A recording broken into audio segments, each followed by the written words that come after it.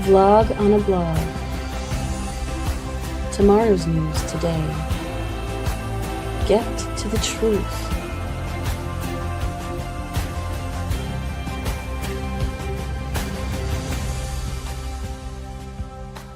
Listen, learn, live. Visit us at yadayah.com. Well, welcome to the Vlog on the Vlog. And the whole idea of a Vlog on the Vlog is to do a video presentation on the blog that appears on either Facebook or X. We're using the X feed now because Facebook has become unusable. And the problem with the social media is that some 90%, that's being kind, of the posts are turds in a swamp. So it's you're mostly explaining that turds stink to high heaven, but at least somebody is going to take the masters of the turds to task and say, oh, well, this is the reality of them. And of course, we cover items that not only are posted and therefore designed to mislead on X, but also the news of the day. In fact, we have a lot of news pursuant to the Donald and his naughtiness as it relates to his current plan for Iran. So we start with this fellow who is the laughing anthropologist. And they are probably the lamest of the pseudosciences. I mean, I think that they probably are the single lowest. You might have sociologists beneath them. Well, maybe somebody that is getting a degree in gender studies or in kinesiology or something of that, but they're right there at that level. And this bozo is mocking the idea that those of us who actually read and understand history recognize that in the beginning, Hitler manifest himself and his party as socialists. And he doesn't like the idea that we would actually refer to them by the name they referred to themselves. So I would just point out to this anthropologist who wants to mock the idea that Hitler, as well as Mussolini, and you can read a lot about Mussolini's politics. He was definitely a socialist. They just rebranded themselves fascists, which is a different word for exactly the same thing. So not only does Nazi mean National Socialist German Workers' Party, that is what the acronym means. National Socialist German Workers' Party. You're familiar with the term socialist? Oh, yeah. Yeah. It's right socialist there in the name, folks. Communist, it's right there in the name, right? It's a derivation from a Marxist ideology. That is what he called himself. And the thing that the Marxists don't understand when they make fascists their enemies is that they are spitting in the mirror. Fascism and socialism are the same form of government and of economic governance. In both, almost all essential and main communal assets are nationalized. But there is still private ownership. Although the private ownership is highly controlled because they're told what to make and who to employ. And in both systems, propaganda replaces actual news. Both systems, productivity is stifled because there is way too many impositions placed on private industry, and too much of industry is nationalized, and too much of capital is foolishly invested by people who have never made anything in their lives and have no understanding of business or commerce or how things are made. And so socialism and fascism, central collective governments with dictatorial kinds of oversight and stifled productivity with lots of collectivization. They are the same there, pal. And maybe if you had actually chosen a livelihood other than pseudoscience, you might have known that. Yeah, fascism. Two sides of the same coin. different management style.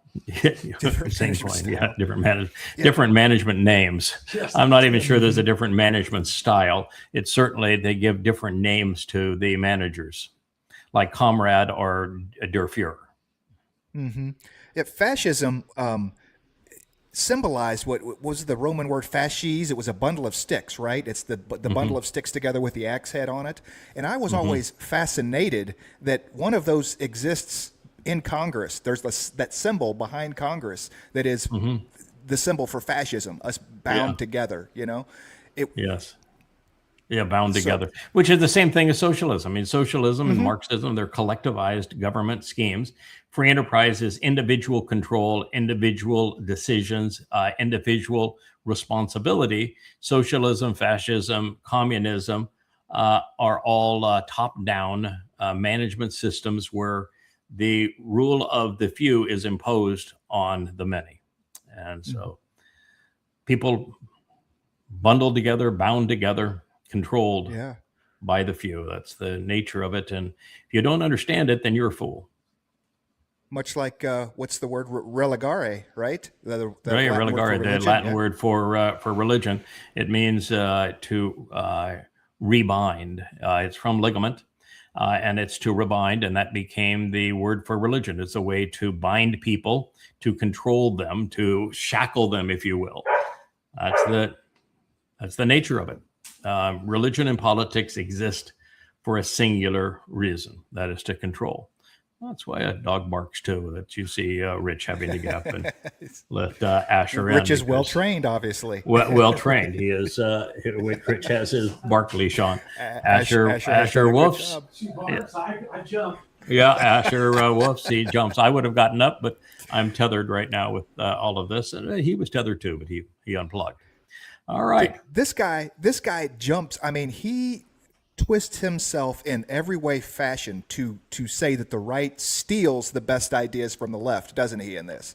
I mean, he's like, the right takes, this best idea of health care and all these wonderful ideas that the socialists have, and the right just rebrands them in their own. They take all our best ideas.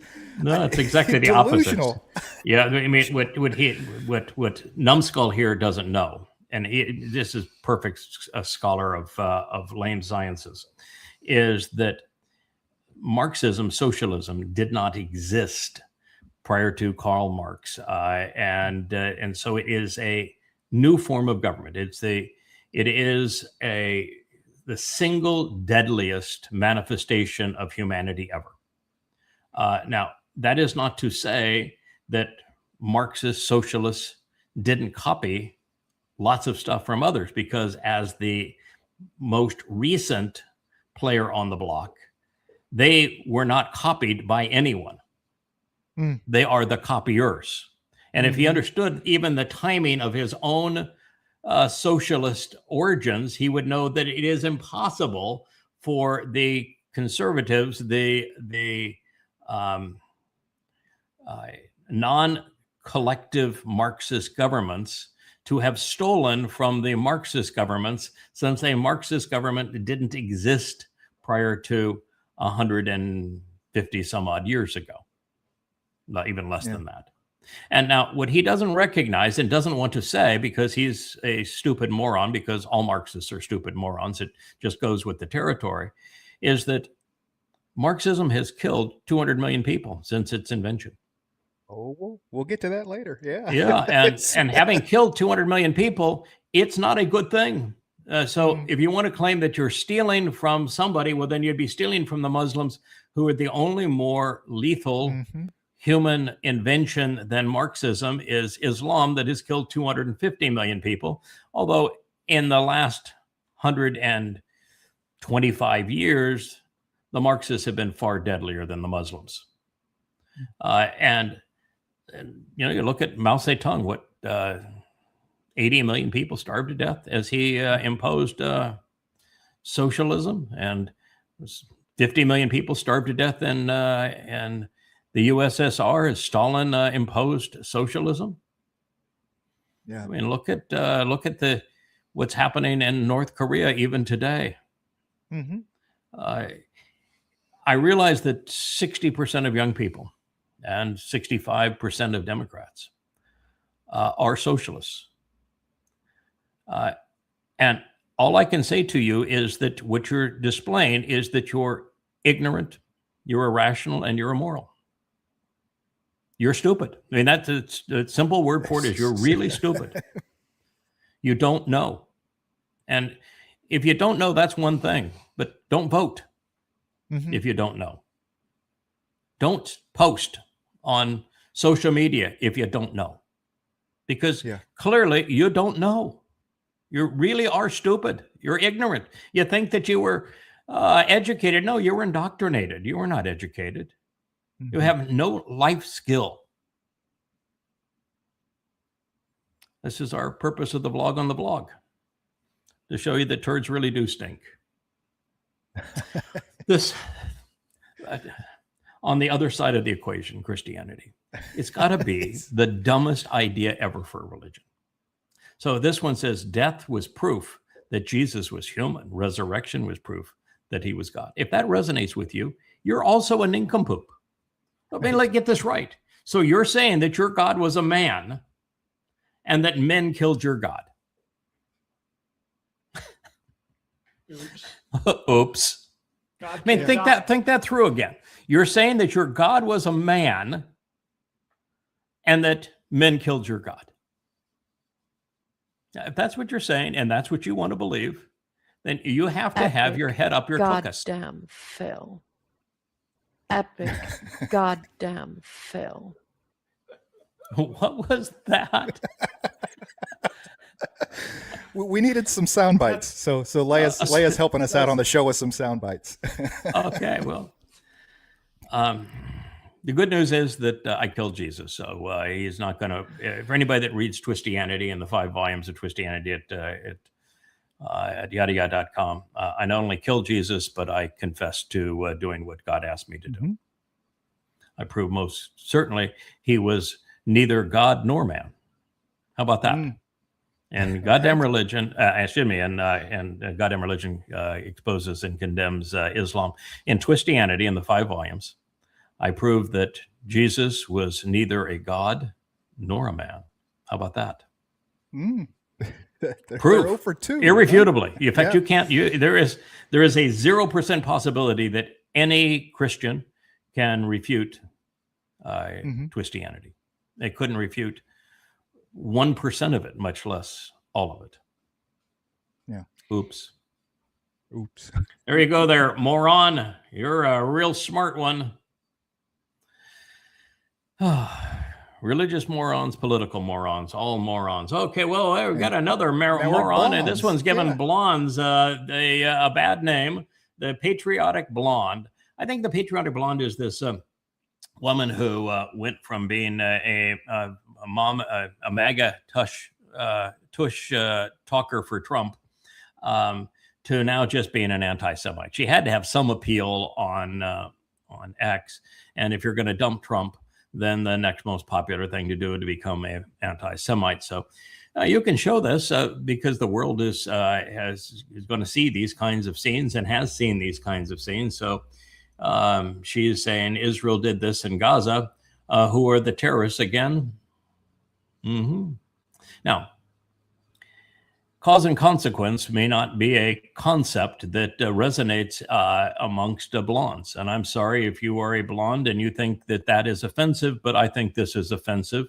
And she has designated herself as the patriotic blonde. So I'm here to tell you that not evidently, in this woman's blonde head, cause and consequence is something that she has no concept of. Gaza was destroyed because Gazans tried to destroy Israel. You leave Gaza and you murder over 1,000 Jews, you torture them, and then you haul 250 of them back to Gaza and you torture them all some more. This is the consequence of having done that. You don't want this to happen. Well, you shouldn't have done that. And oh, by the way, the religion that is responsible for 99% of all terrorist acts around the world, dumb blonde, is Islam. It happens to be the same religion as in Gaza. How come you can't make that connection? Or does your brain not work, patriotic blonde? 99% of the world's terrorist acts are perpetrated by Muslims. That's what Muslims from Gaza did on 10/7 of 23. That's what they have done for the last 14 centuries. May I remind you that in the first 100 years of Islam, Muslims murdered 200 million people. That was 1/3 of the earth's population. The Quran claims that there are only two types of Muslims: those who have died killing for Allah and those who will die killing for Allah. It is a death cult. This is the consequence of Islam, Miss Blondie. Yeah, that's the point I wanted to make. You just made it. Is Islam not only terrorizes those that are not a part of Islam, those are the terrorists, what they did in 10/7, it also terrorizes its own population. This is exactly what Sinwar wanted. We have letters confirming this is exactly what they wanted. Yeah, that's the other part of this, is that Sinwar's entire plan for Alaska flood, which is a Quranic name for the event, was to bludgeon Israel to such an extent, to be so savage, to be so vile, to be so cruel in their attacks that Israel would be prompted into the destruction of Gaza. That is what they wanted. If you're not smart enough to understand that, then my words aren't going to help you anyway. But that's exactly what they wanted. And as proof that that's what he wanted, Sinwar wrote that in his messaging about why they needed to be so cruel. But the Marxists that had been paid by Qatar and others in American universities and European universities were already ready with their signs, their messages, and their parades to condemn Israel of genocide in Gaza before Israel even invaded Gaza, because it was the plan all along. Israel was baited. They were played into the destruction of Gaza by these Muslims who knew that killing their own people was irrelevant to them if killing their own would lead to the destruction of Israel. And that's the plan that they perpetrated.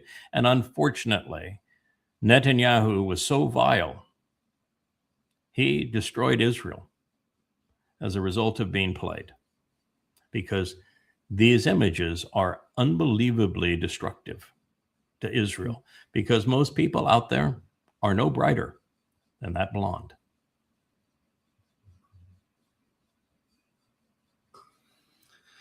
Former U.S. Marine, 20 years ago, I took part on the war on terror, and now I feel that we are the terrorists. Today, all American citizens share the same feeling that the United States and Israel are terrorists. Hey there, Blondie, you were the terrorist back then. Mm-hmm. Afghanistan and Iraq didn't do squat to you or to America. And you terrorized. Remember shock and awe? Mm-hmm. You terrorized Afghanistan and Iraq. You killed over 1 million people. You dropped cluster bombs on them. You were the terrorists. Oops. Yeah. Going door to door in cities, kicking down doors, invading homes, and killing people. I mean, it is exactly what happened in 10/7, you know. So we were that America was the terrorist regime in Afghanistan and Iraq, and America is the terrorist regime today, whether it's Venezuela and using Ukraine as a proxy, or it's in Iran. America is the terrorist state of the world. And you, as a military person who engaged in the war on terror, were actually the terrorist. You went to two places where Al-Qaeda was not. And all you did was make two very bad situations infinitely worse.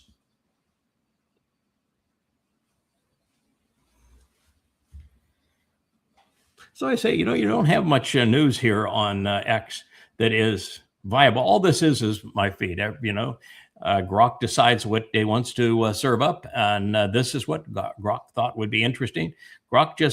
He is the turd dispenser. That's what he is. Grok is a turd dispenser because what I'm responding to are the turds that Grok, who runs X, served one as another.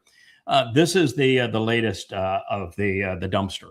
Speaking of turds in his pants, is that he is now given up on negotiating a surrender with Iran, and that now that he realizes that he has no more weapons to deploy, that whole "we're going to go after the leakers" turned out to be that there were over 40 senior flag officers that anonymously went to the press worldwide that had communicated a decision that they would go collectively, so that there were scores of them around the world, and they told the same story, that America's war against Iran was failing, and that there were no targets that were going to make any difference, and that more of the same was going to deliver the same result, which was utter failure. And that in the process, America had run out of precision munitions to strike targets in Iran, and more importantly, had run out of interceptors to protect American assets that America had already, by the way, abandoned worldwide. So they said, you don't have the option of being insane here. So SAR, I know you're insane, but you don't have the option of being insane. More of the same, expecting a different result, is no longer possible. This war is over, whether you want it to be over or not.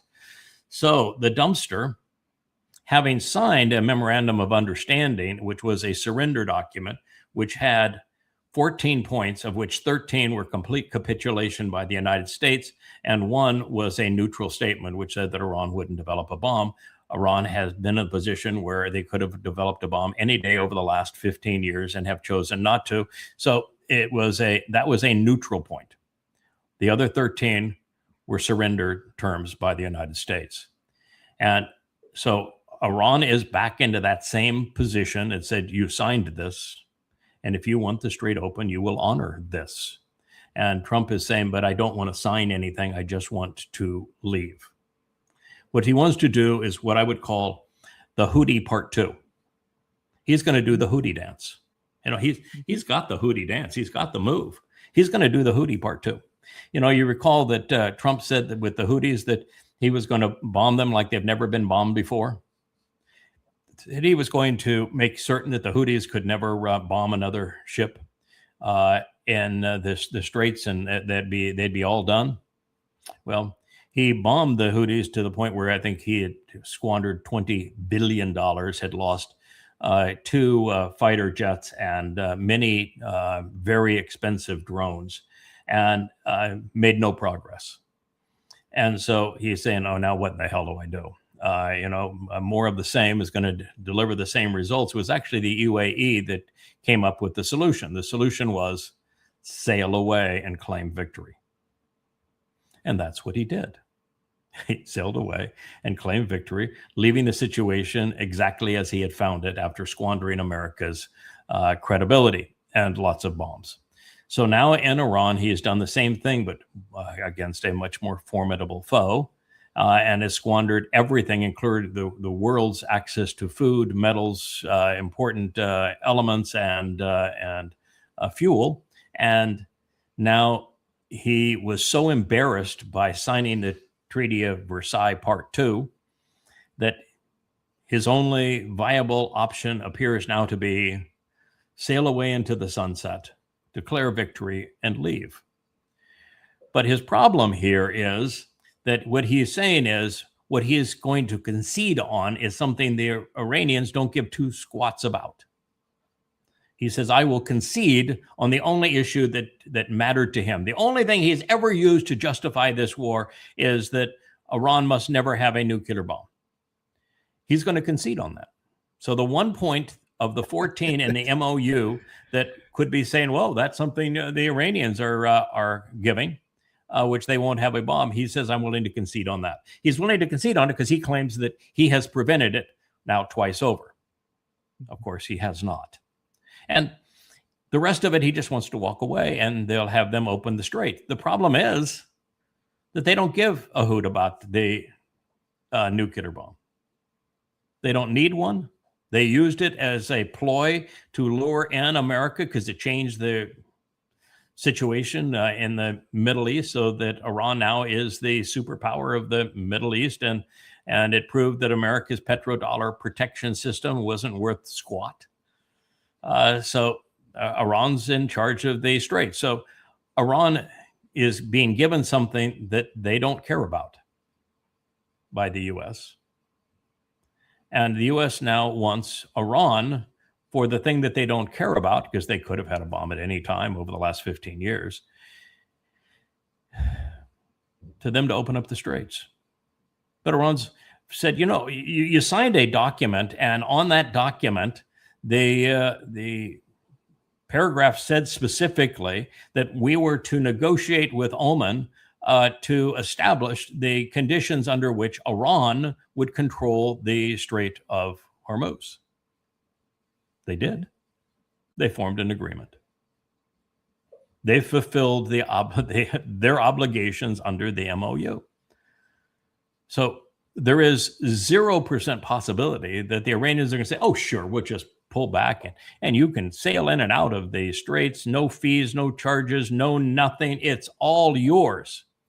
Well, the dumpster knows that's not going to happen. So what he says is, it's America is leaving, and those who use the strait need to police it. So he's telling Iran, they're telling Kuwait and Qatar and UAE and Saudi Arabia, who did nothing to defend themselves and have no means to defend themselves, that they need to go defend the straits. And that those who buy the oil out of the straits, like EU, that has no interest in going to war with Iran, that they need to defend the straits that America screwed up. That's what he is proposing here, that America is just going to leave. Mm-hmm. After making the mess, you poop in the corner, and then in fact, in the only hallway out of the door, you pooped right in the middle of it. And you're saying, I want somebody else to go clean it up. I'm leaving. Mm-hmm. It stinks here. Yeah. But you can't. This isn't a solution, Donald. Mm-hmm. Because the Iranians will control the strait. They will, their plan, the estimate on their plan, I think, is $120 billion a year. And oh, by the way, even to allow America to leave and for Iran to control the strait, it still is requiring $100 billion from America, plus the release of all confiscated funds, which somewhere between 25 and 50 billion. So let's just put it on the low end. So it's 125 billion from America just for the right to leave. Mm-hmm. Plus 100 billion from America. And even then, while the straits are open, they won't be open to Israel or the United States. Mm-hmm. And they won't be open to anybody that buys oil in dollars, nor will they be open to anybody that supported the United States in this effort, and that all others will pay a tariff that enriches Iran, because Iran now is the hegemon of the region. So, Donald, you might be able to write this tweet, and you may have back in Air Force old, but Air Force new and Air Force old doesn't change anything. You're the same scum you always were. You made a mess. You pooped in the only hallway that was to get out of this room, and no one can stand the stench, and you can't simply walk away. But that's his new plan. Walk away, give them 100 billion plus 25 billion, call it a day, and say it's somebody else's problem. You go clean up the mess.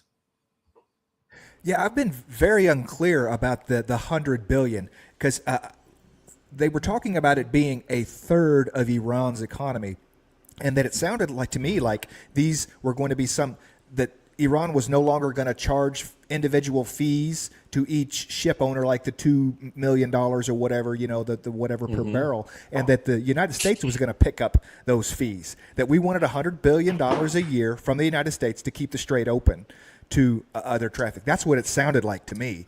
And I was, that is what we're back into is Trump's negotiating with himself.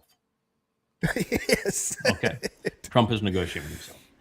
Iran's last official statement was that you want to know what it will take to end this war. Read the memorandum of understanding that you signed. Mm-hmm. We're not backing away from any of those points. So you want to know what's necessary to end the war, that's what's necessary to end the war. If you want to open the Strait, that's the way the Strait will be opened. There is no indication that the Iranians are going to go back on the deal that they negotiated with Oman.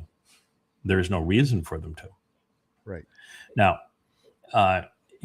as for whether the reparations will be 100 billion or 300 billion, which is really the only difference here, and whether the Strait of Hormuz will be uncharged, unfeed for 60 days, only which 30 of them could potentially be operative because the first 30 were clearing of mines.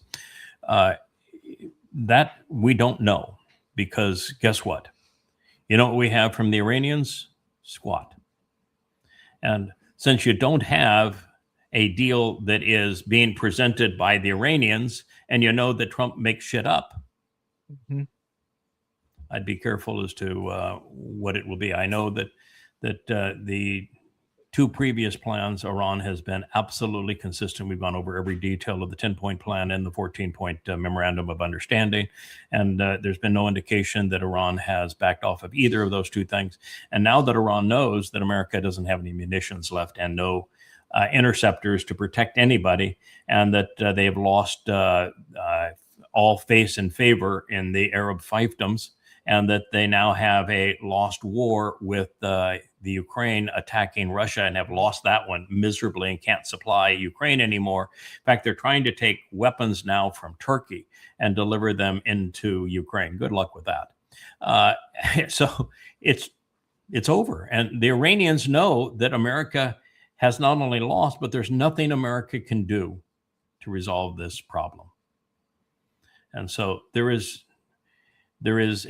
zero incentive and every for Iran to come off what they previously had Trump sign. Oh, sure. They're in a much stronger position a month after the fact of what Trump signed in Versailles than they were when he signed it.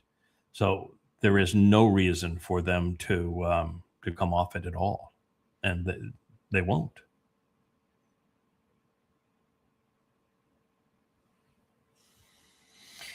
All right, this is interesting. It's 2,000 years old from Israel's point of view. That's not very old, but of course it predates Islam, so it predates the notion that there could be Muslim Fakistinians that claim that the place is Palestine. But it's a tablet that was written in Hebrew. This is the square Hebrew. It's kind of an interesting combination of letters. One of the letters there is the yod as the upper arm reaching down and out, mm-hmm. with the open hand. So you can see that it's a blend of three different texts there. You can see things as clear as the tent peg and one of them, the taw, and one of them it's the backwards foot and one of those letters. So this is a combination of Paleo Hebrew, which we call Yada Torah. On our site, we've created that. If you want to download it, it's free at yadayah.com. And then there is that in between text that had a very edgy kind of all hard lines. It lost its anthropomorphic detail. The original language was written all either depicting human elements, eyes, mouth, head, person standing up, or things and hands and open hands and outreached hands and things, feet. The second and it also had things like, plows and trees and fences for division, things that humans could relate to. The bull, the ram that were essential to civilization, homes were depicted in it.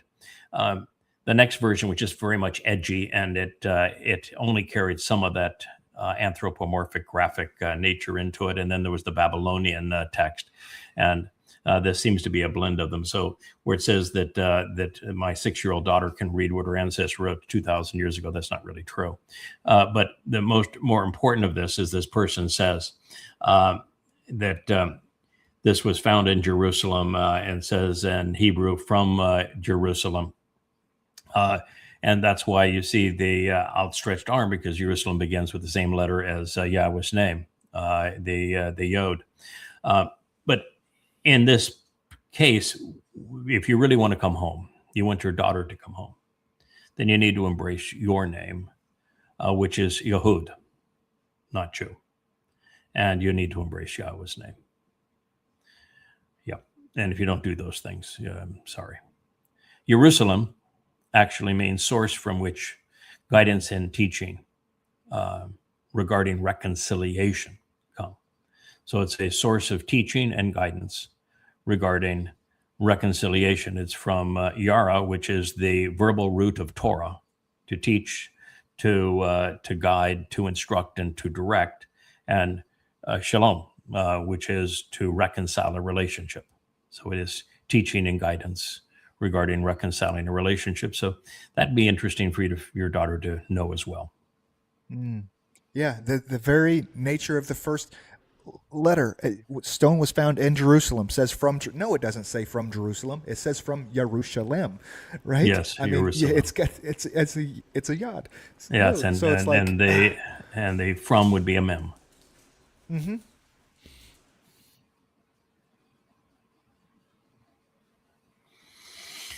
Yeah, for those who might have missed it, but a little over a week ago, we did have this presentation of Sigmund Freud was diagnosing a rabbi, and he called the Rabbi Putz. And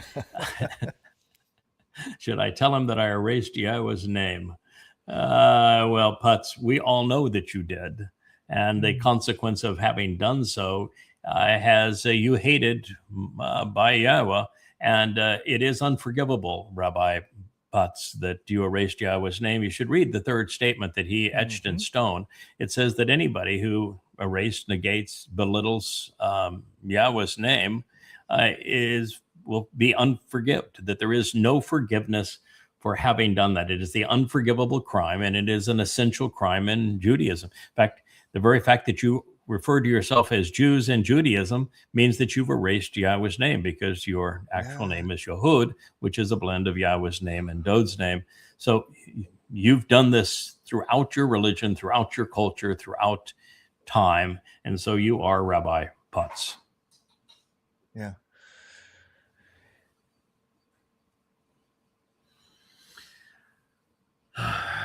So this is Netanyahu and Trump.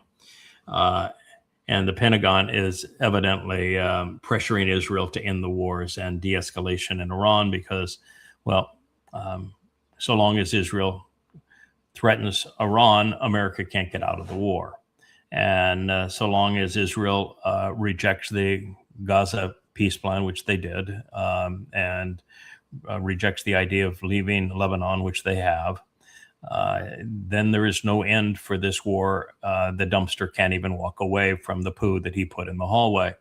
So they're trying their level best to control Israel, which destroys the whole myth that Netanyahu and Israel control Trump, which is what all the anti-Semites have been spewing. And it's really vile all over the map at these days. It is Trump that treats Israel as its vassal. And this is really a difficult spot, because while Trump has surrounded himself by clowns, and there probably isn't 100 IQ in that whole boardroom when they meet as a cabinet. Somebody is going to waltz in there and they're going to tell him what the prophets have already told us, that the only way out of the Iranian mess is to play Neville Chamberlain and sacrifice Israel. And that's what he's going to do. And the prophets are clear. He does it. And that's going to be tough for him because Yisrael renamed Golan Trump Heights, didn't they? Mm-hmm. Oh, yeah. Well, you know what? That Trump is going to do it in such a way that he's going to tell the Israelis, I have your back. You now don't have to worry. You capitulate. You give a Fakistinian homeland.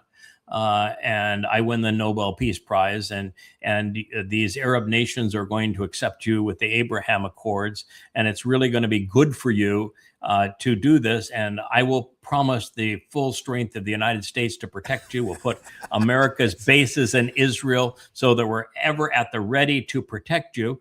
And of course, what the Towrah and Prophets say about Rahab is that when it comes time for him to honor that promise, he doesn't do squat. But they'll believe the promise, so they'll go along with it. I mean, Netanyahu is a diminutive devil, with Trump being Satan. So Israel is largely going to go along with it. They're going to view the great betrayer as their savior because they have been wrong about everything pertaining to God and to Satan for 4,000 years. They're not suddenly going to say, oh, wow, now that you've explained it to us, you've read our prophets to us and explained them to us, we're going to be all better now. Thanks very much. We'll no longer believe that Trump is the second coming of Cyrus and that Netanyahu has saved the Israel and the world from terrorists because you were kind enough to explain it to us. No, they're not. You got the junior devil here and the big devil, and collectively, they will both sacrifice Israel. They already have. I mean, Netanyahu, with his destruction of Gaza, with his 2 invasions of Lebanon, and with his 2 attacks on Iran, has positioned Iran as has positioned Israel as the single most hated nation in the world. Easily, it is the single most repeated theme on X: hate and blame Israel. So they have made it easy and imminent for Trump to play the role of Neville Chamberlain and sacrifice Israel and still appear as if he is the peacemaker resolving Israel's problems. He's going to lie to them. It's what he does best. And they can't even come together enough to form a government. So there's no way for them to oppose anything that Netanyahu wants to do, right? I mean, while there is no government, Netanyahu's the guy. I mean, it's not like he goes away, right? I mean, that's right. And they can't form a government. I mean, the only way they can form a government is to take a center-left coalition that partners with Ram as the rightist religious coalition has partnered with the Haredi, and that's only if Israelis come to the conclusion that I have, that as bad as Muslims are, Ram at least accepts the existence of a Jewish state and isn't anti-Zionist. And therefore, a coalition with Ram, while bad, isn't even 1% as bad as a coalition with the Haredi, which are a parasite in the Black Death killing Israel. Yeah. So you have people who are prone to kill Israel that you're partnering with if you were to replace Netanyahu versus those who are actively destroying Israel. That's your choice. Oy vey. Oy vey. Oh, Christianity does not progress with the times. If it did, it would be a false religion. Well, I'm telling you, it is a false religion, and the fact that it does not progress with the times, it doesn't keep up with the times, is one of the reasons you know it to be a false religion. And by the way, all religions are false because God hates religion. Do not be deceived into thinking that there's a progressive form of Christianity It doesn't exist because the truth never changes. There is no truth in Christianity. It is a pile of lies. The entire religion is based upon contradictions. Every citation in the New Testament of the Torah and prophets is errant. Every single one of them. And the religion is based entirely on stealing the promises that were made in the Torah and prophets and wrongly applying them to the people that the Torah and prophets warn Israel against. And they do so by misrepresenting every statement that they cite in the Torah and prophets. So if you have a religion that's based solely on lies, like Amen, by the way, which is the name of an Egyptian god, it cannot be true. I mean, the basis of Christianity, which was conceived by Paul, he wrote the first 14 books of the Christian New Testament, and he was the reason the next 3 were written. So he wrote all of the letters attributable to him, plus Hebrews. And then he inspired Mark, Luke, and the book of Acts, and he is the subject of the book of Acts. He is Christianity. He was the one who conceived the myth of Jesus Christ. He admitted that he was demon-possessed. And he contradicts himself, contradicts history, makes the most ludicrous, irrational claims, falls prey of virtually every irrational fallacy, and misquotes Yahowah on every occasion, and never once quotes his imaginary Jesus. And you want to believe that that's true. And the basic premise is that, according to Paul, God was so lame that he couldn't solve the problem of humanity. And so God gave up and said, although my approach then through the Torah is meaningless, I failed, so I'm going to this sexual pervert, demon-possessed murderer who is a farce on the basis of everything, including his ability to write and to reason. And I'm telling him that he can create a religion that resolves my problem of not being able to save anyone. Now, if you believe that's true, you can be a Christian. But that's the premise of Christianity. You got to drink a lot of Jesus- Kool-Aid to believe this shit. You really have Right. to. You have to either get a lot of mushrooms, magic mushrooms in the day. Ergo, Yeah, a lot of real stupid here to make this work. And it's, when they say you can't fool all the people all the time, you can come damn close. 2.2 billion, right? That's Right. not bad. Jesus is the same yesterday, today, and forever, right? Okay. So, Yeah, I would except agree his with that, name. by the way. Except I his would name. agree with that. Yeah, I would Well, agree no, with that. But by the way, his name, he can't be, because the fact that his name wasn't even introduced until 1629. So he could not have been the same yesterday, because in 1629, his name didn't exist. But I will give you this, that he is the same, because he was a fraud then, he's a fraud now. And I put him out of his misery. I killed him 1,000 times over. A myth is a myth is a myth. So he is diddly-eye dead. Go read Twistianity at yada.com. I massacred him. I mean, I removed every shred of credibility that could ever be associated with him. He is absolutely, irrefutably, and certifiably dead. I wish this one had a picture, and I'm only going to hit on it because it's just so it's so delusional that priests don't kill you when you disagree with them. Well, recently, too bad. I mean, Yeah, what's the picture didn't. what's the- Yeah, the what's picture the didn't come Inquisition. through. Yeah. What's Oh, the yeah. Inquisition? Wait. What about the Inquisition? What about the 1900 years of murdering and subjugating, persecuting Jews? Yeah, I mean, come on. Are you that delusional? What, you never heard of the Crusades? Yeah, no. Recently, all the graves they're finding at the children's Catholic children's homes up in from the Native Americans and stuff. Yeah, and throughout Europe, and there's hundreds and hundreds of thousands of children that have been murdered by priests, raped and then murdered by priests. Yes, they do kill you, and All it is here is a different set of delusions. But you're right. That's a good point. The priests have been vicious for a very, very long time.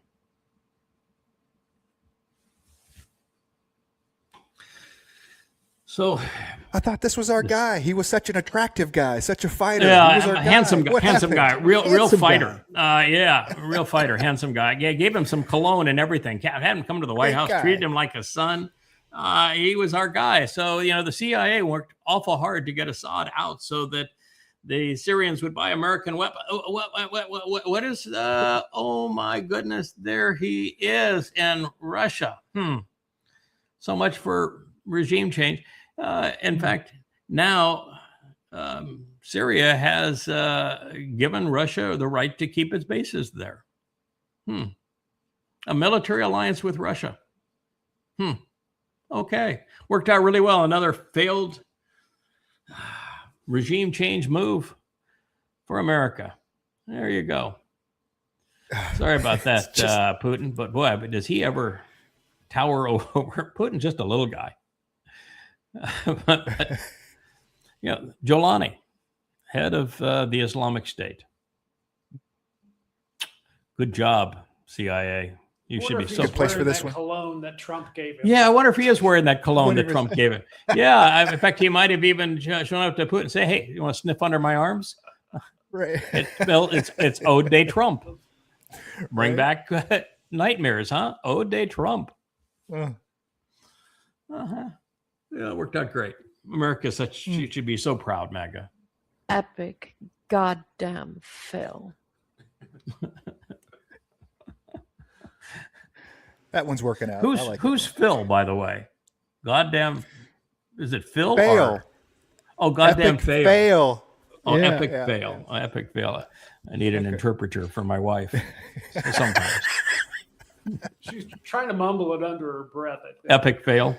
Okay. Oh, she was not mumbling when she said that. But you recorded her. Oh, maybe that was part of that show she did with Dr. Jeff, yes. Yeah, Dr. it was Jeff. Refuting rabbinical rubbish. Yeah. We got a couple nuggets out of that show. Epic fail. Okay. Well, now that I know the lingo, I will go along. All right. So here we have Captain Allen. Captain Allen says, Jews are the only people in the world who still speak, read, and write and pray in the same language their ancestors used 3,000 years ago and in the same land. Well, Captain Allen. Who do that? Who? Here to tell you, Captain Allen, that the language has changed appreciably.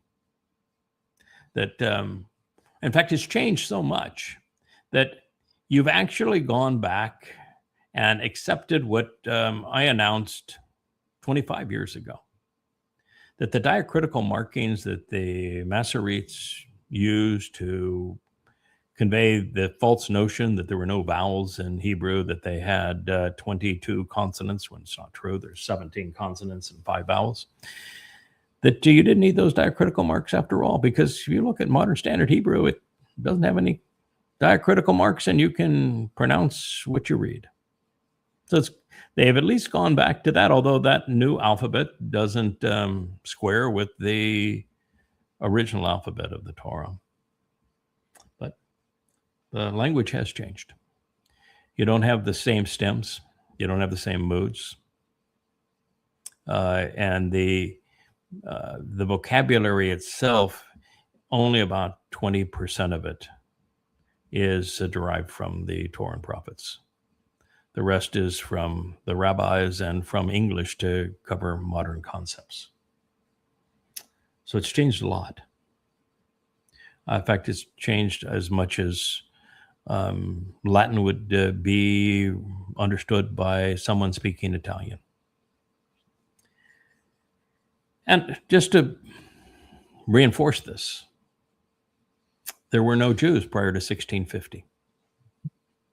You want to go back 3,000 years and you can't even go back 250. There were no Jews prior to 1650. And not only have prayers rather than listening been the primary problem. You didn't say listen, but you said prayer. And that's the problem. You've been yabbering to an imaginary God as opposed to listening to the actual God. And it's as a result of Judaism, which was conceived in 1910. So the prayers are prayers based on Judaism. And the Judaism that you practice today was invented in 1910. And that's a very sad story for Jews, because it was in Europe that after all of the hell that had come upon Jews by the Roman Catholic Church, ghettos and shtetls and pogroms and all manner of dehumanization. As a result of the Enlightenment, there were Europeans that were reaching out to Jews in the shtetls and ghettos and said, come join us. Be part of this society. And it was the rabbis who said no. And it was the rabbis who created Orthodox Judaism, now known as Haredi Judaism, at that time, around 1910, to oppose the integration of Jews into European society. What happened after 1910? The anti-Semitism that led to the Holocaust. Not only did rabbis create Christianity by training Paul to do what he did, and therefore create the problem that had led to the chance of emancipation in 1910, where you were subjugated and persecuted, dehumanized and demonized for 19 centuries. Not only did rabbis create that, they also created the diaspora that had you be in Europe in the first place, because Rabbi Akiba came up with a false Messiah, and Bar Kokhba, the son of the very star that you wear. And then in the 7th century, rabbis in Yathrib sold Talmud stories, Babylonian Talmud stories, to Muhammad to create the Quran. Without them, there is no Quran. And so they created Islam and Christianity, the Jewish menace, if you will, the two most anti-Semitic religions in human history. That's all rabbinic doing. And then when you finally had the opportunity to be part of Europe and live there as full members of European society, it was the rabbis who kept you from doing it, setting you up for the Holocaust. You can blame them for the Holocaust 3 times over, because ultimately it was a merger between Islam and socialism, Marxism, that created the Holocaust, because Hitler was going to simply rob and then exile Jews, and it was the Grand Mufti who wanted them exterminated. Too bad you can't read your own history. Too bad you can't read what Yahowah actually wrote to you. And then you would know the truth, and it would be so much more powerful than this half-truth that you're promoting. They don't want to be held accountable. No, they don't. But they don't even know what they don't know. What I've just shared with them is irrefutable. And it's profoundly important. And it's exceedingly well documented. And they don't want to deal with it. 32,000 posts on X. And 25 people have seen this, of your post. Mm-hmm. Now, I don't play X the way that you have to play X if you actually wanted to increase your following. That profile page, that you would go to, are the respondents, whatever that is, on notifications, and then you communicate with those people and you follow up, and that's how you I don't do it anymore. I haven't been to notifications now forever. So if somebody is trying to communicate with me, I'm not communicating. I use X. Having played on X for over a year and presenting over 30,000 posts, trying to awaken Jews from their stupor, trying to fight anti-Semitism, trying to awaken people to the great lies and destruction of Marxism, and to repudiate Christianity. That after 30,000 posts, realizing that I had changed maybe no lives. I realized this is not a place to be. And then Grok destroyed any hope of X being effective because Grok was told by Elon to no longer honor what the users of X wanted. If they said, I want to follow somebody, that was irrelevant to what they would see in their feed. If somebody said they wanted to follow you, they would not see what you posted. It would be Grok that would decide what you would receive and what you would dish out. And once that was done, there became no reason whatsoever to use X. It became useless. So I only use it now for this particular purpose, because somebody's got to point out what's wrong in that turd farm. And that's this job.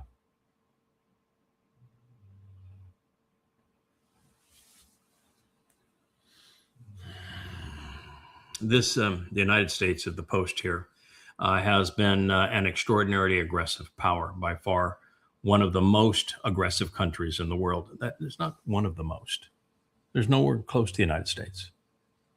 The United States, even before it became the United States, has been at war 120 times. I mean, it's I think in 250 200 years. years. Well, and actually, it's 300 years, including the colonist period.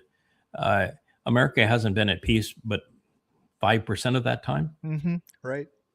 America is the most belligerent, destructive, deadly force on earth. And that's exactly what the prophet Yahowah described. The 18th chapter, he describes America to the T. And he does so to condemn America. So when this presentation is that, America is just one conflict after another, one war after another, one aggressive move after another, one undermining elected governments after another, that there is only ignorance and propaganda that cause Americans to think that they are the supporters of democracy and that they're the peacemakers and they're the good guys in the world, because America's not. They are the most rogue nation on earth. Yeah, this says 500,000 a year through its sanctions. That's all this is talking about, is the sanctions that the United States puts everywhere. That's over its 50 years it has been sanctioning. It's killed 23 million people. Now, granted, you put that up against Mao's China or the socialist USSR or even Islam. Those are rookie numbers. But United States is just getting warmed up. Okay, correct. I mean, we have Rahab leading us into the next 7 years, so he's just getting warmed up. So yeah, but to think that is the consequence of American sanctions. America weaponized the dollar, and the weaponization of the dollar, something that Putin talks about a lot, something that you hear China talk about a fair amount. But the weaponizing of the dollar fundamentally changed the world. First of all, it told every country you can no longer trust America. You cannot rely on America being the reserve currency of the world, because if you step out of line with what America wants you to do, they're going to sanction you and isolate you. And it's the consequence, and they will steal your money. So it's the consequence is devastating. Plus, if you are holding dollars to make trades, America is stealing 5% of your holdings every year. They have a 5% tax on you by printing money and destroying the value of those dollars that you're holding. So there's a 5% annual tax on the entire world to use the petrodollar system. And that by weaponizing the dollar, by stealing nations' sovereign assets in dollars, and then sanctioning them so they can't sell and buy goods on the open market, America has turned much of the world into an enemy of the United States and an enemy of the petrodollar system and the reserve currency status of the dollar. But as this analysis says, they've also killed millions of people. So, yeah, we may not be as bad as Mao's revolutionaries or of Stalin's Bolsheviks. And we're certainly not as bad as Muhammad's Muslims. give it But time. just give Trump a little time, and he's going to have the high game score. I can assure you. 8 billion Better people on the marketing. planet. Better marketing. Better marketing. Well, raise your little flag, and it's all for the red, white, and blue, and mom, and apple pie, and Yeah, I don't think MAGAs are expert marketers anymore. They're making utter fools of themselves. They're even beginning to lose their own allegiance to Trump. There's been a 10% decline on the MAGA support of Trump just in the last month. And so them presenting Trump as the glorious warrior and the Messiah figure and all of the great statesmen, no one is buying it. And but Trump is, what we're witnessing with Trump is the rise and fall simultaneously of the Fourth Reich. And it's going to be gruesome. This next 7 years is going to be like nothing that the world has ever seen previously. Yeah, he's coming to war in the United States. Yeah, he wants a war in the United States, because with a war in the United States, there won't be elections in 2028. Well, to circle back to the, you said there were 40 flag officers that were leaking, that we have no more. This is the line that those guys draw, not practicing on Americans in America, right? Because that's what they were told. They were all brought by Trump and Hegseth to, this is what's, and your war will be against Americans in American soil. That's what was said. And Yes, any of you guys that don't like it, you can leave now, right? And less than 8, 4 of them? Eight. I forget. Eight resigned. Eight left. 8 resigned. Yes. 8 resigned. Eight Okay. resigned out of 800. I had thought that 10% might man up, but it was 1% that manned up. And so they're okay with that. But yeah, subsequently now that they've been bullets. asked, subsequently now they've been engaged in all manner of war crimes in Iran, and they are up against it, which means that they're flag officers in a military that doesn't have any weapons left. Mm-hmm. And so now there's more of them that spoke up, not against Trump being a miserable SOB, but and fascist and a dictator, but against, what fun is a military if it doesn't have any weapons to play with? Mm-hmm. And he's taking all of our weapons, so we don't want him to take our weapons anymore, which is why some 40 of them. They met with the New York Times. They met with another group, met with the Wall Street Journal. Another group met with CBS. Another group met with Europe, the EU, as those who report to NATO. The first and the ringleader of them was the general over NATO who was fired. So they've already gotten one of them. But it was a lot of them that came out because of each, the Washington Post, the New York Times, CBS, and the EU all saying that there were 5 or more flag officers that came to them to deliver this message. Mm-hmm. So What a 4 set or of 5 priorities. times. Yeah, that's the We number. got no problem killing Americans, but we're very upset that we're out of bullets. Just saying. Yeah, we're very upset we're out of bullets. We're not out of bullets. We got plenty of light armor and 9mm, all the normal stuff for the American people. We got plenty of that. Yeah, light armor That's the for long America. range. We can go kill you, no problem. Yep. Yeah, we got the Gatling guns and the A-10s and the Apache helicopters. Yeah, we can go kill Americans, but fighting a real war with an overseas enemy, we don't have the toys anymore.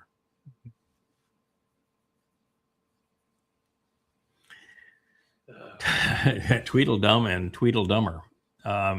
Here, this is hilarious. Trump was mocking Pete over the shortage of long-range attack munitions and defensive missiles, and then he says we have no shortage. And then he says, well, we're going to end the war because, we're going to end the war because, the truth is we don't have any more toys to deploy on the war. And, we've already killed the girls in the school, and we already killed the government, and we got a worse government as a result in it. So, we got nothing else to do. So we're out of here.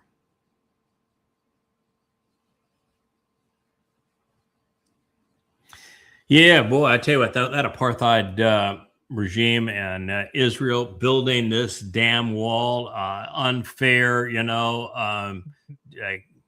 being the occupiers and the oppressors of the Fakistinian people, my mistake. That isn't in Gaza. That isn't even in Israel. Mm-hmm. That's the wall that Turkey is erecting on the Iranian border.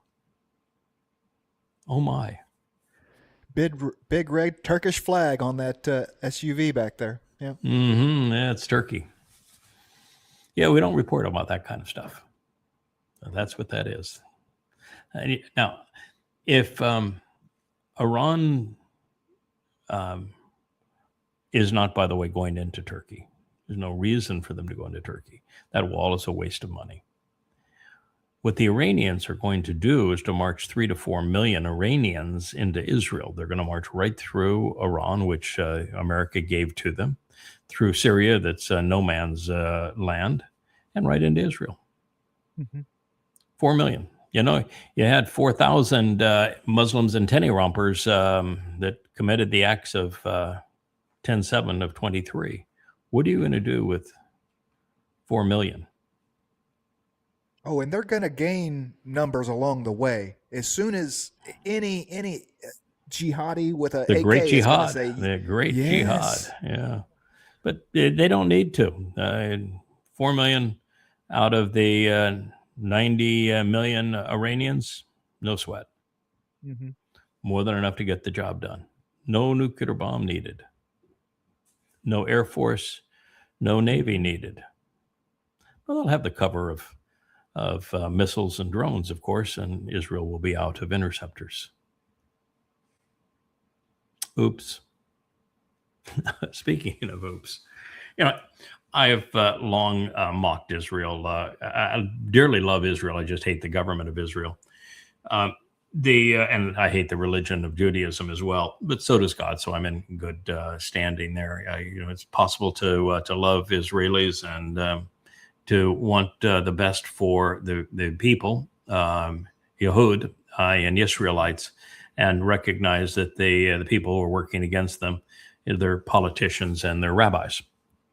In this particular case, the thing that is just so foolish for Israel is that they responded to 10/7 in all the wrong ways. I told Israel, wrote them a 100-page letter the morning of October 7th of 23, and then broadcast it twice, and then actually published it in the opening the opening volume here of Goddamn Religion. So it's all published in this volume of Goddamn Religion. It's called At War with Religion. Just to look up the old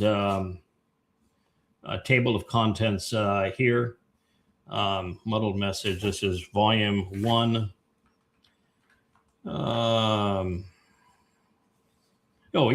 Chapter 2.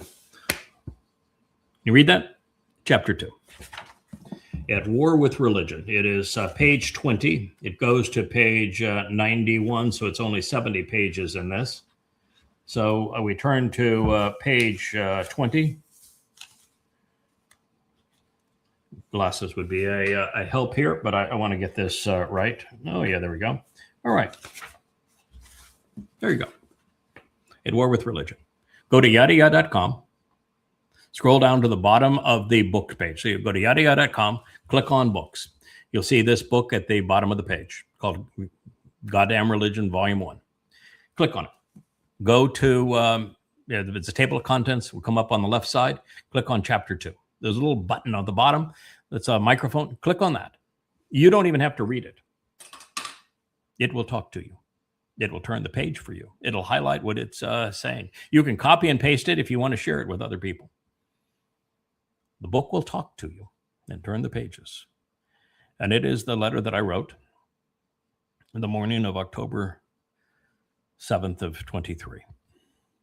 And that open letter said, Israel, these are the 5 things I think you're going to do. And I'm going to show you how every one of these things will be an epic failure.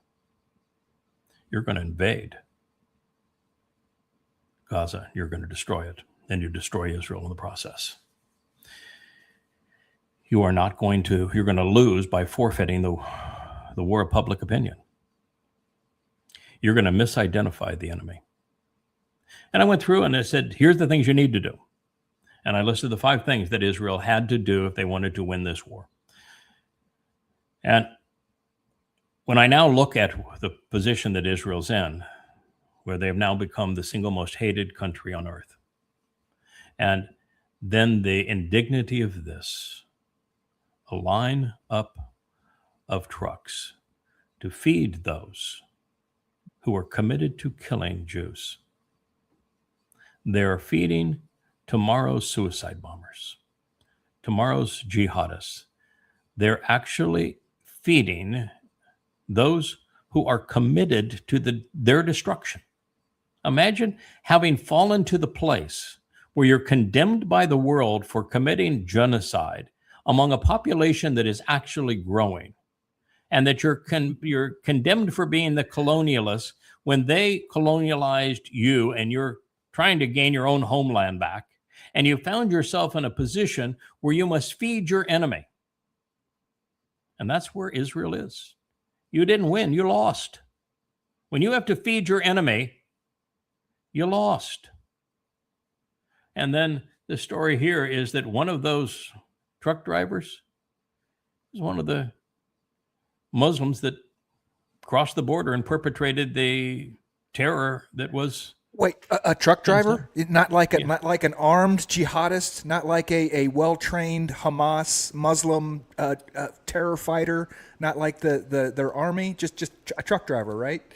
Yeah. Ordinary. Israel arrested a Hamas terrorist who participated on October 7th in the massacre, driving a humanitarian truck into Gaza. Just regular old You're Muslim. not only feeding them, you're paying them.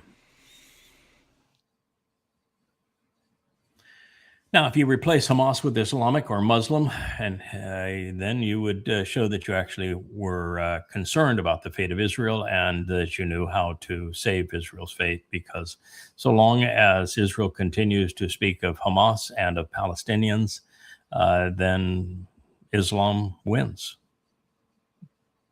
You were played right into their hands. You were played for fools, and you're continuing to play the fool.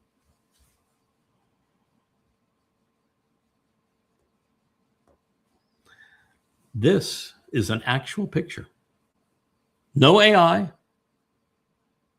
nothing tampered with. The horned one. That's his Akia back there behind him, right? And the or that's just it's some gold, fixture. probably eagle or something, but it clearly with that position, it's horns. Whether it's the Roman stylized tequila and the eagle, but it's horns. Yeah, there he is. There's the horned one. Welcome to Satan. They even got the red tie. Nice job. Yeah. Mm-hmm. All right.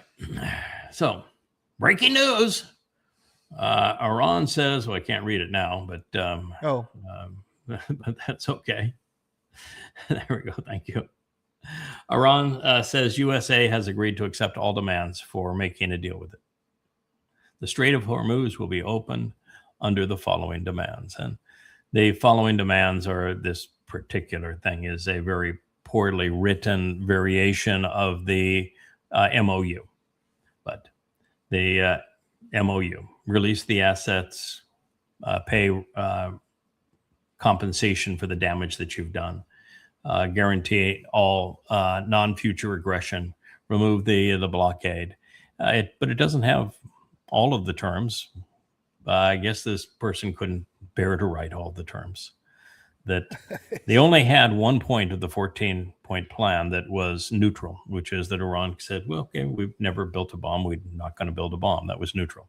Every other one was a surrender by the United States. And now Trump has given up on the one point that he could claim was neutral. And but all the ones that say surrender remain. So there you have it. And that's, every news outlet of any consequence, New York Times, Washington Post, CBS, CNN, they're all reporting the same thing, that inside the Trump administration, he's decided to do Hootie 2. He's going to do the Hootie dance. We're going to leave and we're going to declare victory. And somebody else is going to go clean up the mess. Somebody else is going to, yep. Oh, Scott Scotty. Ritter. God, Scott Ritter. Man, you have become a demon, Scott Ritter. What in the hell happened to you? You know, Scott Ritter, I mean, he's a jughead. Jarhead is what they call him. He's a former Marine, Desert Storm type Marine weapons inspector. And so if you're signed up to be a Marine and you're deployed in the war to make a bad situation worse, and you don't want your whole life to be a lie, you've got to come up with some lies to resolve that crisis, because the reason so many of the veterans who served in the Iraq and Afghanistan wars have committed suicide is because of the moronic nature of the lies that they were told, that they were preserving democracy and liberating the people. The very people they went to liberate wanted to kill them. And we made a bad situation worse. And it became obvious that I was the only person that was right for 10 years when I did 10,000 radio interviews denouncing what we were doing, saying that all we were doing is making a bad situation worse, and explained it through Islam. He doesn't want to have to deal with that. He didn't want to have to deal with Islam. He didn't want to have to deal with his own life as a lie. And so you can see he's still living in the past with all of his war memorabilia behind him. And he doesn't want to live with the fact that he even hates his own country that he once served. Mm-hmm. And so his way out of that is to condemn Israel. And here he's gone full vomit. Israel is the pariah of the world, and Israel must be destroyed. He is more vile here than any Ayatollah in Iran. Yeah. I watched it. It's 19 seconds, and it was just like, wow, absolutely unbelievable. Unbelievable. And you're right. Yeah, go ahead and play it. Go ahead and play it. Yes, just show you just how vile a human being can be.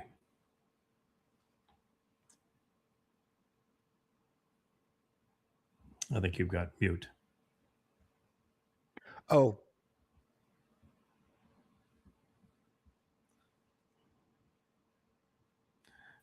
You know, Israel needs to cease to exist. It is literally the cancer on the planet. If I were the Iranians, I would actually take out Israeli desalinization plants now, right now. End Israel right now. Just end it. Just take it out, end it. Make Israel over. You know, Israel needs to cease to exist. It is literally the cancer on the planet. Cancer on the planet. Needs to cease to exist. Take them out. Goodbye, Scott. Goodbye, Scott. Hell. I know exactly where you're headed. Yeah, it's hell. Yeah. And I'm going to hold the door open for you and shut it when you're in, Scott. I'm going to personally assure. And fortunately, I've been given that authority. I'm sending you to hell, Scott. But you know, Scott, you're going to find a lot of people in hell who agree with you. Maybe you'll like it there. But you know, you're going to have lots of time to make friends. Maybe you can be the secret weapons inspector of hell. Maybe you can be an influencer in hell. Who knows? Maybe there's opportunities for you in hell. But that's where you're going. You will cease to exist among the living, Scott. Goodbye. Good riddance, Mr. Ritter. He wasn't the worst, by the way, that I posted today on Anti-Semite Row. This woman's just hysterical. So this is the woman. Okay, well, yeah. So yeah. One after another. You'll have to wash your eyes and ears out with chlorine bleach after this. This is the most repugnant. If he was the most repugnant man on the planet right now, she is the most repugnant woman. Yeah, this is a person that calls herself a journalist. She's just absolutely Yeah, hysterical. she's out of her. But then they shoot at people as they're waiting in line for humanitarian aid. Dozens of people get shot and killed literally every single day as they're waiting for food. No, I'm not going to let you filibuster. I'm not going to let you filibuster. I'm not going to let you filibuster. You guys are totally okay with IDF soldiers shooting and killing desperate people waiting for humanitarian aid. You're okay with that. Okay, shut the bitch I find up. it so Shut the fucking unbelievably bitch up. Where does the food come from? Israel. And who is protecting the people standing in line from food from the Muslims? Israel. You're a fucking bitch. Now, there are times when the F-bomb is appropriate. And we are in a medium where the F-bomb can be deployed. I'm no longer on syndicated radio. Deployed F-bomb. And so I'm going to say you're a fucking cunt. How about that? In fact, that actually is disparaging both the act of fucking and the object of such activity. Damn.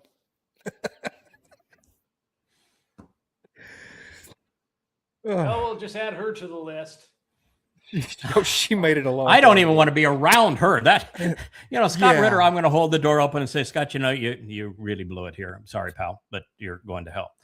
With her, I don't even want to be. I don't want to be in the neighborhood of this stench. I mean, with her, you're going to say, Malak, I'm sorry. You've got the short straw. Which one of you gets to send this effing cunt to hell? And make certain that she is treated appropriately. I would like her abused the way that she wants Jews abused prior to sending her there. Little Miss Filibuster, as you're screaming over the man below who you filibustered. I'm not going to be anywhere near her. Carrying out the job of being judge and jury, which is the Choder's responsibility. It's stated twice in the presentation of the Choder, is a job that is miserable. There is probably no job worse than that job. I did not seek that job. I do not want that job. But I have this consistent response to Yahowah. If you have assigned a job to me because you think that I'm the most responsible person to carry out that job, I can assure you I'm going to do that job to the best of my ability. And it's this kind of trash here that I'm going to actually enjoy having that responsibility. For most people, it's going to be like Scott Ritter to say again, I don't know where you got this into your mind, but you blew it. And I can't undo what you've done. With her, I don't care what kind of torture she has to endure and retributions for sevenfold for the damage she has done prior to being sent to Sheol. This is the most vile, repulsive piece of shit on planet Earth. Satan comes in many forms. This is the blonde Satan. Yeah. Nuke it from space. It's the only way to be sure. I mean, I don't want to be anywhere near it. Oh, I don't want to be anywhere near this. No. But I'm going to be delighted to take this piece of crap and make certain this piece of crap can never speak again. Cut off her tongue, gouge out her eyes, pound nails through her ears prior to sending her to Sheol. All deserved, all appropriate, all responsible, all just. Yeah. For someone that calls themselves a journalist, her business is words, right? Her business is words, okay? And this is how she comes off on And by the way, she is consistent. For Scott Ritter, I've heard Scott Ritter 1,000 times over the last 2 years.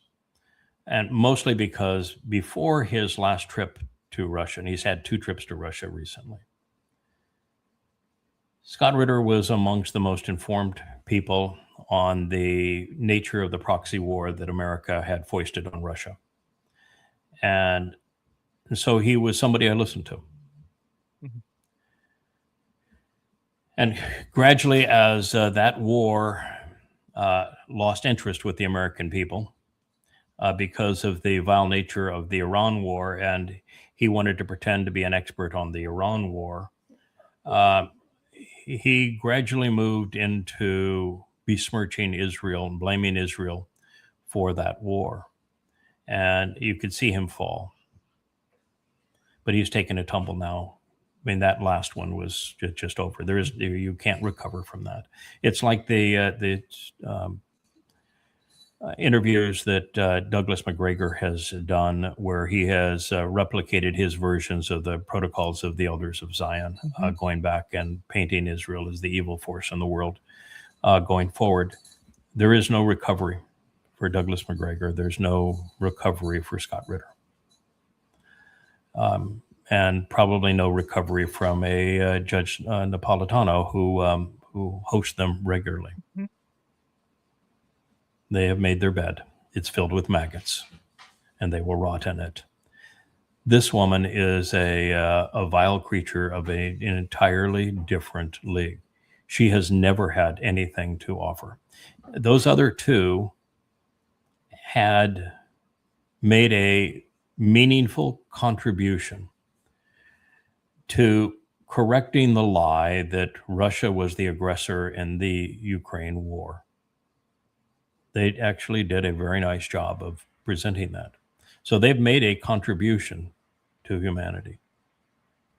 This vile creature has not. However, as we have learned with those who once served the covenant's interests and now work against it, there is no credit for once I once did when you go full rogue, and they all have. It's a weeding out and a tossing away. You've exposed yourself as those who were tossed away. And you will not and get Russia are the metric. Yes. So I'm glad we did that, just because it's important for people to know how vile X is. Vile. I'm sorry, Israel, that you have to endure this, but I have to tell you, Israel, that your government has made this all too easy. You were misled grossly on Iran, on Lebanon, and on Gaza. You've been misled on the Palestinians. There are none. You've been misled about Islam. You've been misled about Christianity. You've been misled about Judaism and the damage the rabbis have done. You've made your bed too. And it's going to take everything that God and we collectively can muster to save a few thousand of you from what you have done to yourselves. They will proclaim, "Call me Mara," and it's not until Ruth shows up that they're like, okay. Yeah, it's really an interesting situation. I had the third opportunity to deal with why God indicates at the end the only ones that are going to listen are the daughters of Zion. Why God says that 7 women will grab after one man in the end. And I think it is the story of Ruth and Boaz. Ruth, it was the solution for Naomi. Naomi represents the vile nature of Jewish women today and their antagonism towards Yahowah. But ultimately, Naomi listened. She came around. Her antagonism was resolved. She repaired the relationship. She accepted the son. The gatekeepers, however, the elders representing the rabbis, they never did. They never will. So, something to think about going forward is that in that mortal remnant, according to Yahowah, women are going to outnumber men by a lot. I think that's also going to be true mostly with the Goyim remnant as well. I think there will be more women than men, and that is troubling a bit because of the fact that women have been so caustic for world politics.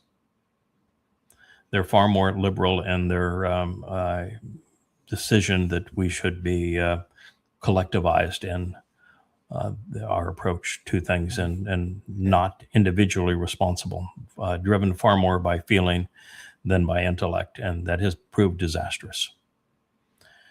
So I'm sorry for men, but what I can see is there just aren't any men left, and that's a bit of an exaggeration. We have a really wonderful contribution by the Y2K group and some very, very well-read, well-spoken members of the covenant who are young. But they are 1 in a million. Yeah. All right, what do we have after this? Hard to move on from this, but that's our job. We go from 500,000 to 30,000, so somewhere in there. Well, it's not even that. It's 30,000 over a course of a lot of years, of 5 years.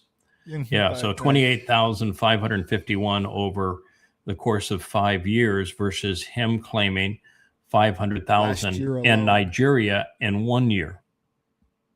And it's essentially off by a magnitude of 100 to 1.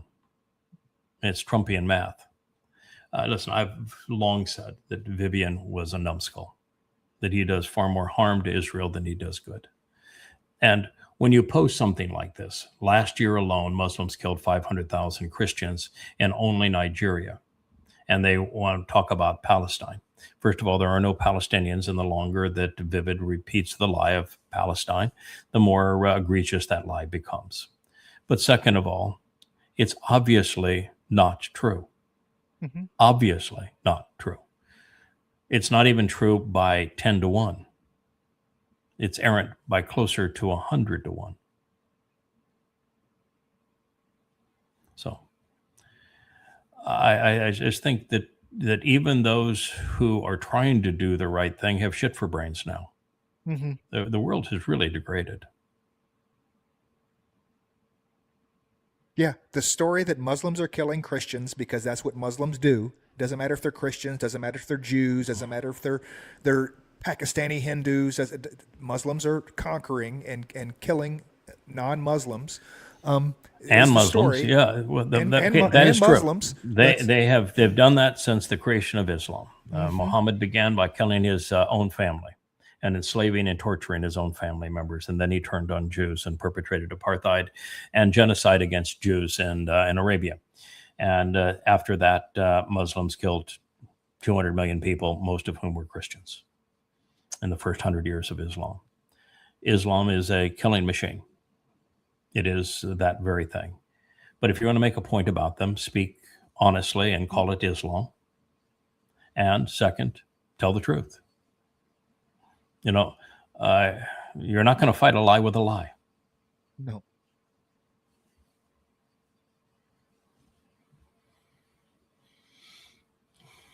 The thing that I thought was interesting here is you've got Philistia there, which is essentially today's Gaza.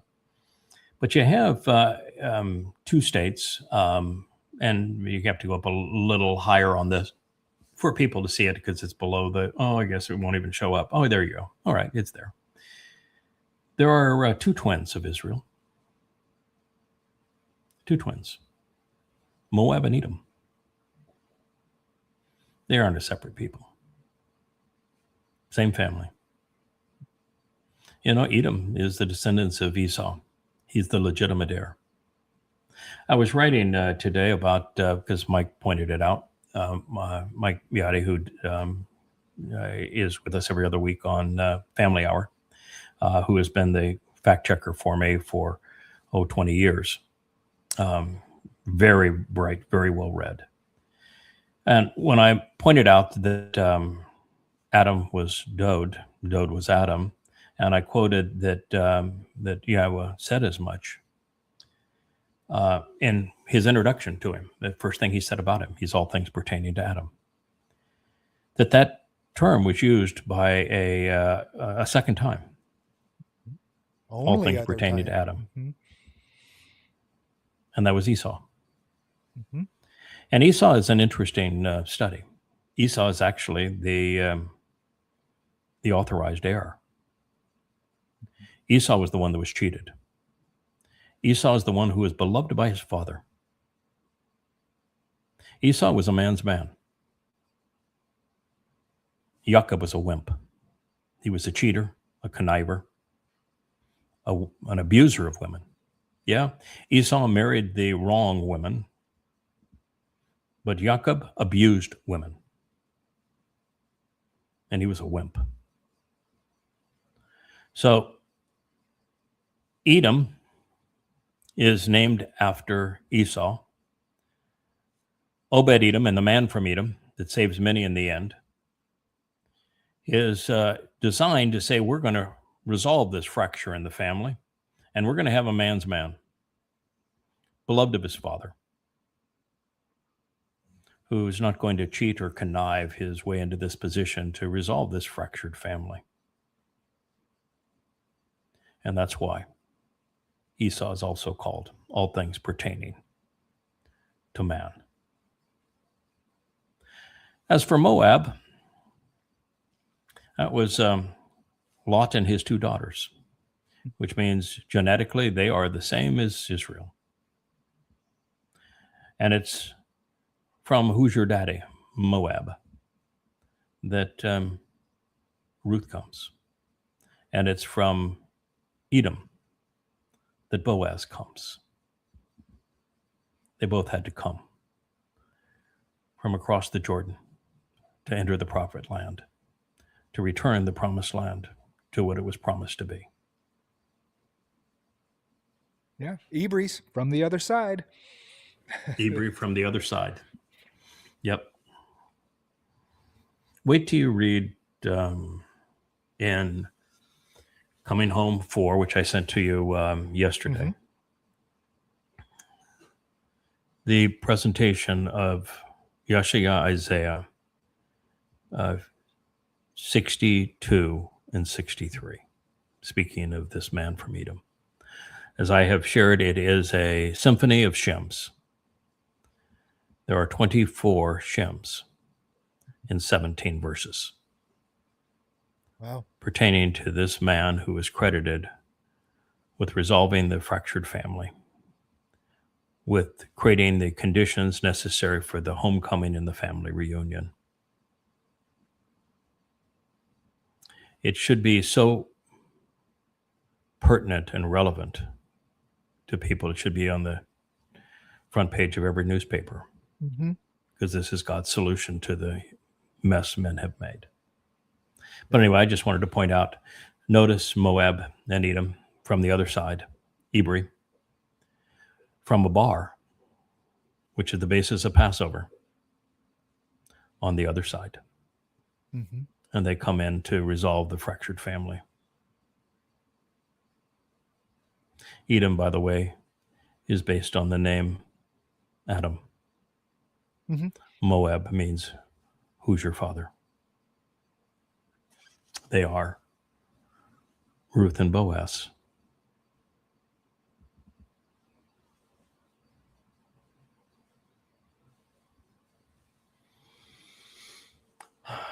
So,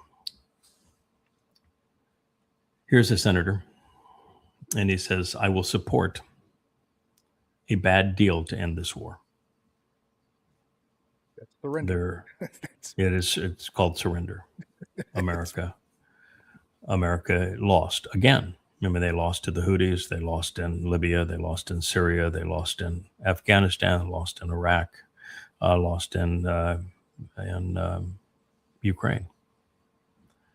America has done nothing but lose since the end of World War II, and actually they lost the World War II because it was the Russians who defeated Germany, not the Americans, and America left Europe in the hands of the Soviets, and they were worse than Hitler.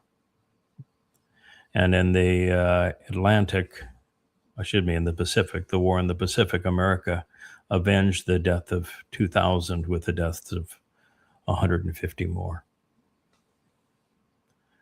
And America eventually prevailed by firebombing and then nuking civilian populations in Japan. So America is in a real pickle now. It lost the petrodollar basis, embarrassed itself terribly.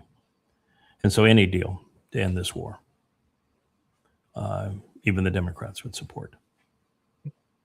But it's not going to be as Trump wants. He's not going to just sail away and have the Strait of Hormuz opened. He can't just sail away and say, now it's your job to clean up that pile of shit that I put there in the middle of the strait. There's no one to do that. So you can't even hootie it, walk away and declare victory, which is what he's going to attempt to do. Doesn't change the reality. Well, and yeah, there's the whole issue of removing mines, and then there's the whole issue of Iran saying that you folks that were involved in this war, you don't get free passage. China's ships, India's ships can go in and out as they please. No, the Kuwaitis, you guys can't move your oil through there. Saudi Arabia, you can't move without paying up and paying us. So yeah, right. they're screwed. They're Screwed. And Absolutely. that's before we even got mines moved out of the way, right? Yeah, and America doesn't have any basis left, nor credibility, nor anybody that wants them to be there.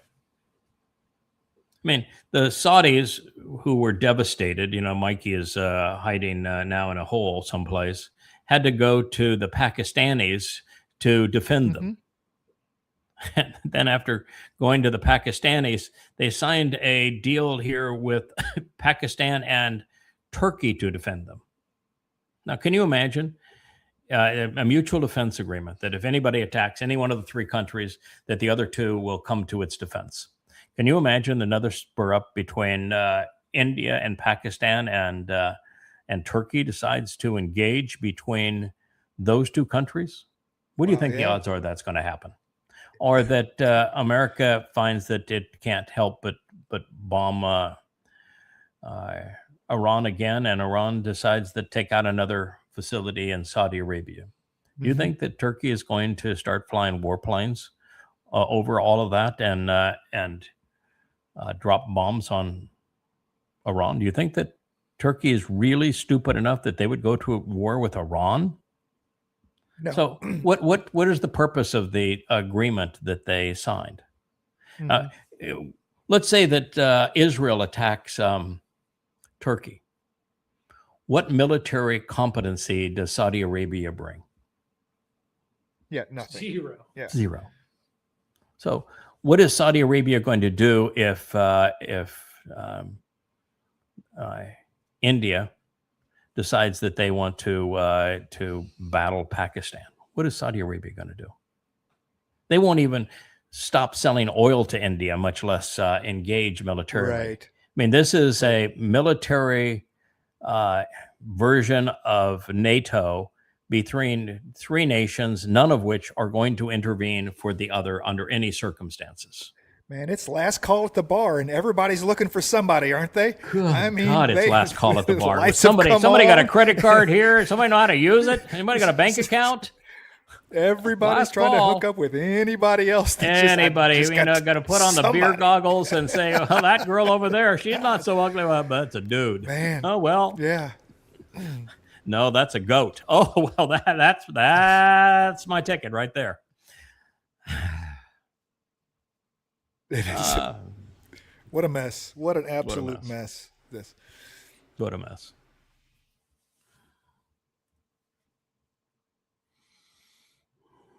Netanyahu. Oh, he explained why the attack on Iran was necessary as follows. What a piece of shit.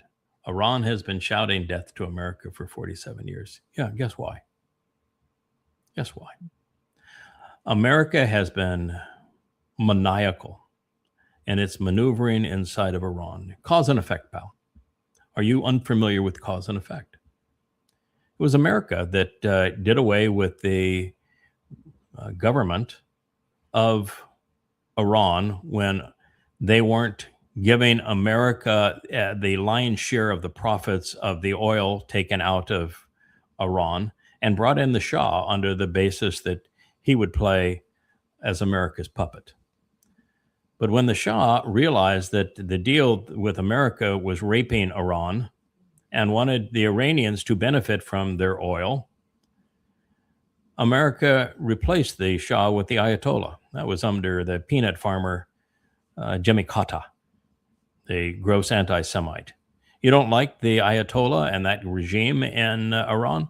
Blame the United States. You picked him. We did that. That was your guy. Yeah. That was your guy in America.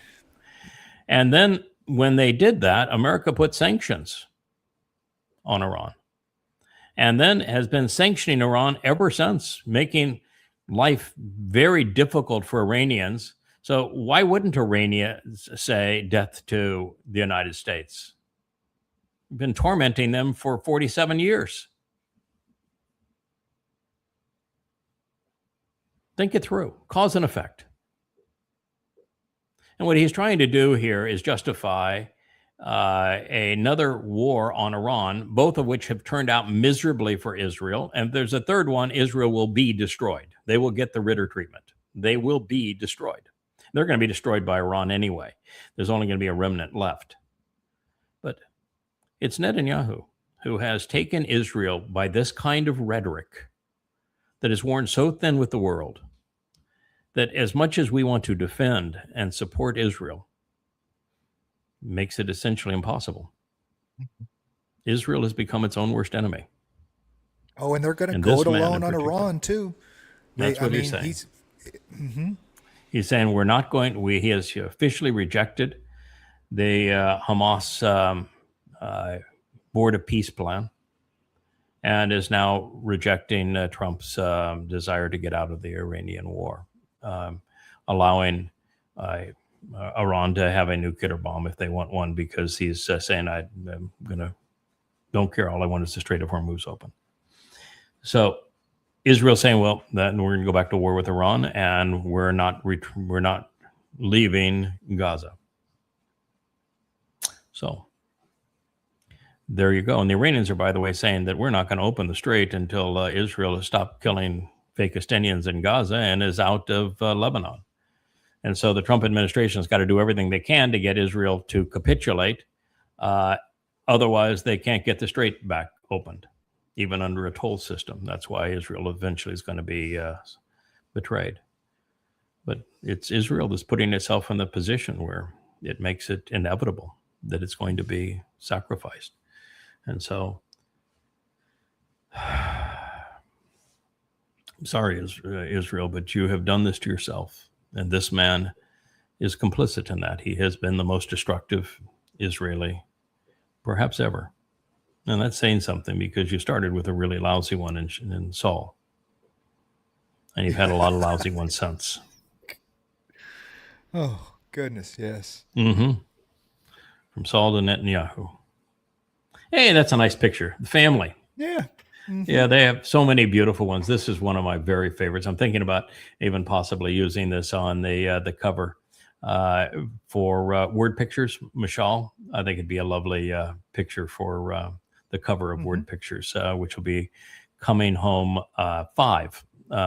Making great progress on finishing them. I've finished Coming Home 4, superscripts and additions, now 650 pages, some odd pages. It's Coming Home 5 is superscripted, and it's been completed and edited, and I'm doing an edit pass right now on Coming Home 6. It's all got the superscripts. It's like 725 pages.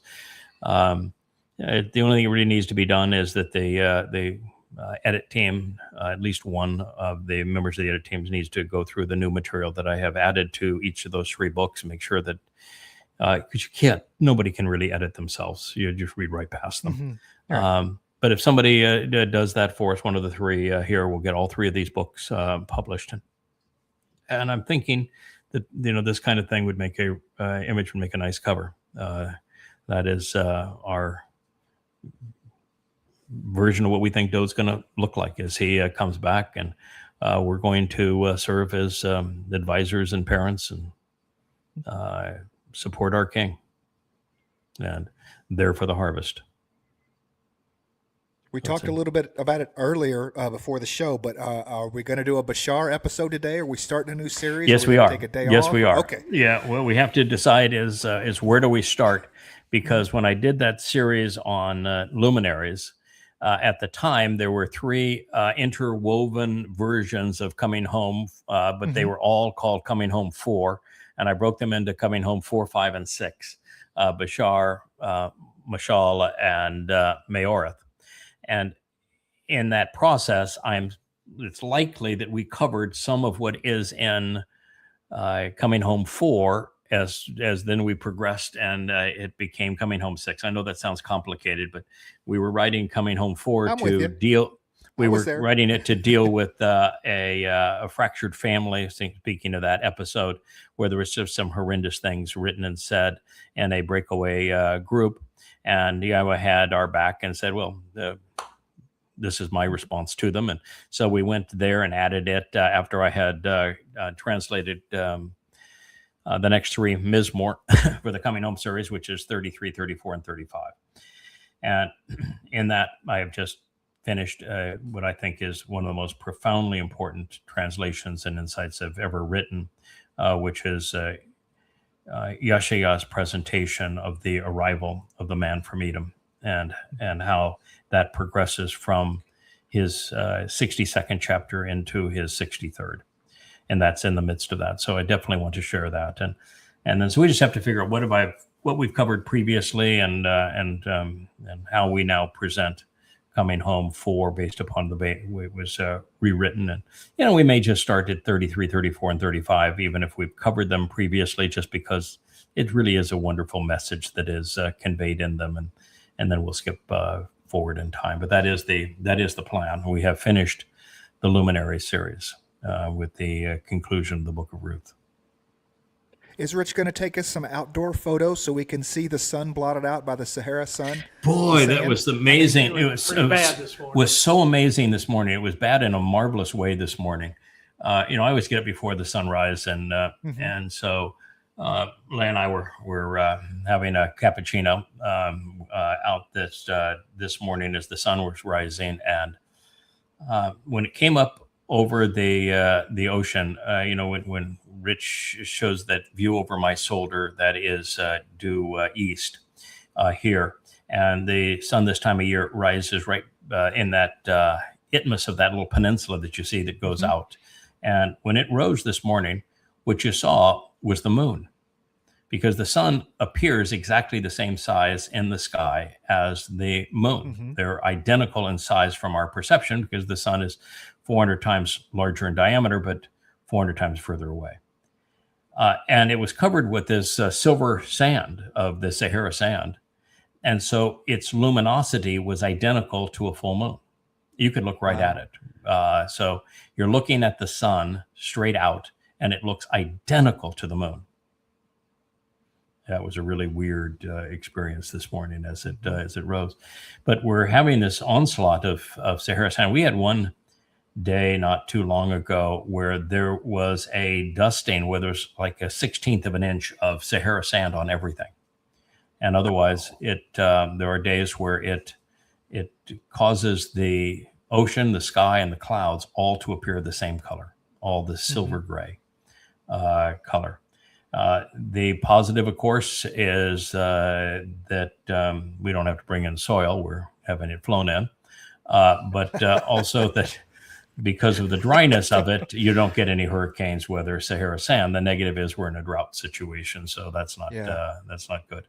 But it's really an interesting time here with the Sahara sand. We're in the month of August, which is the #1 month for major hurricanes, and it's the first month we actually have waves off of the coast of Africa. Normally, by this time there'd be 50 or 75 waves that would come off the coast of Africa with 10 named storms. And we haven't had a single named storm in the central Atlantic this year, not one. And they've got one now that has a 60% chance of developing, but unfortunately, it's going to curl and go north of us. So we're not likely to get any rain from it. And the other one is going to go south of us. So we could, normally this time of year, you don't root for waves turning into developing into storms because this is when the water's the warmest and they become the meanest. But we do need the rain. Yeah. All right. So thank you. We have reached the 2-hour timeline. We'll end with this handsome picture of the family, Ruth, Boaz, and Dode. They're in the fields of Bethlehem. Thank you for enduring this onslaught of turds from the swamp brought to us by Grok and X. Whoever thought that AI and Grok would be a turd farmer? But he is. He is the cultivator of the anti-Semitic Muslim and Marxist and MAGA turds. And somebody's got to refute him. Thanks so much. Good day. Hey there, thanks for tuning in. That was Fetch. Gotta run now. Catch y'all on our next podcast.